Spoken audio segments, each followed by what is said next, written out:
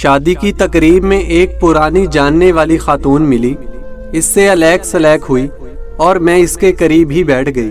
وہ مجھے دیکھ کر بے حد محظوظ ہو رہی تھی اور کہہ رہی تھی کافی عرصے سے میں آپ کے پاس ملنے کے لیے آنا چاہتی تھی۔ کیوں، خیریت ہے؟ اللہ کے فضل سے بالکل خیریت ہے۔ دراصل آپ تو جانتی ہیں کہ بیوہ عورت کی زندگی کیا ہوتی ہے۔ 15 سالوں سے دنیا کے رنگ دیکھ رہی ہوں۔ ماشاءاللہ اب بچے بڑے ہو گئے ہیں، روپے پیسے کی کمی نہیں ہے، بچے بہت چھوٹے تھے اور میں بھی جوان تھی۔ آپ یقین جانیے، جس پر مصیبت ٹوٹتی ہے وہی جانتا ہے۔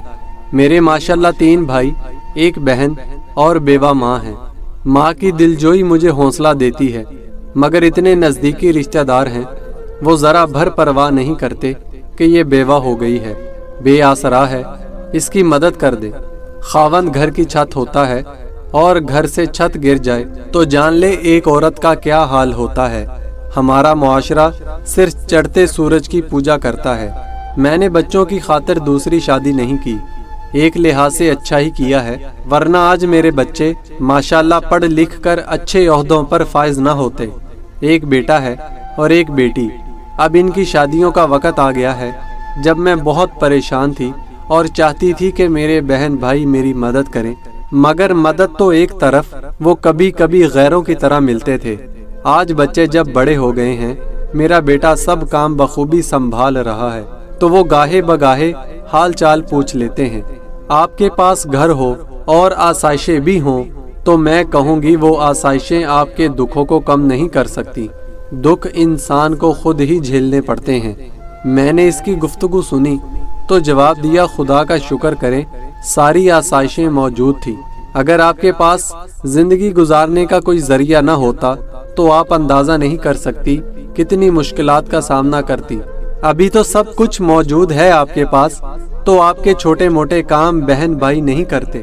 اگر آپ کے پاس روزی کا ذریعہ نہ ہوتا تو میں وثوق سے کہتی ہوں اس دور میں کوئی بھی آپ کی مدد نہ کرتا، کسی نے آپ کی مالی مدد نہیں کرنی تھی۔ ابھی تو ان کو معلوم ہے کہ آپ کو کسی قسم کی ضرورت نہیں ہے اور وہ سلام دعا اچھے طریقے سے کر لیتے ہیں، ورنہ آپ کی زندگی اجیرن ہو جانی تھی۔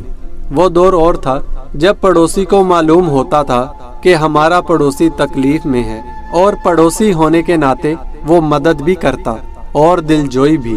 اسی طرح بہن بھائی ایک دوسرے کے دکھ سکھ میں شریک ہوتے، مگر آج تو کایا ہی پلٹ گئی ہے۔ خونی رشتہ ہو یا غیر، کوئی نہیں پوچھتا۔ اس لیے توقع مت رکھیں، یہ دنیا ایسی ہی ہے۔ جہاں مطلب ہوتا ہے دنیا کھینچی ہوئی وہاں جاتی ہے، جہاں مطلب نہیں ہے چاہے آپ کا بہن بھائی کیوں نہ ہو وہاں جانے سے گریز کرتے ہیں۔ لیکن ایک بات ضرور کہوں گی، بے شک غرض کی دنیا ہے، مگر ابھی بھی ہمارے معاشرے میں لوگوں کے پاس اعلیٰ ظرف اور وزاداری ہے۔ کچھ لوگ صرف خلوص، محبت اور اپنائیت سے ایک دوسرے کو ملتے ہیں۔ اس کی آنکھوں میں آنسو آ گئے تھے۔ میں نہیں چاہتی تھی کہ وہ خوشی کے موقع پر روئے۔ اس کی دل جوئی کی اور اس نے اپنی باتوں کا موضوع بدل دیا۔ مجھے رہ رہ کر ایسے لوگوں پر غصہ آ رہا تھا۔ بے شک افراتفری کا دور ہے، مگر ایک انسان مشکل میں ہے، اس کی راتیں تکلیف میں گزرتی ہیں تو اس کی حاجت روائی کرنی چاہیے۔ یہ زندگی چند روز ہے، کوشش کرنی چاہیے جتنا ہو سکے لوگوں کے دکھوں کا مداوا بنے، ان کی تکلیفیں دور کریں۔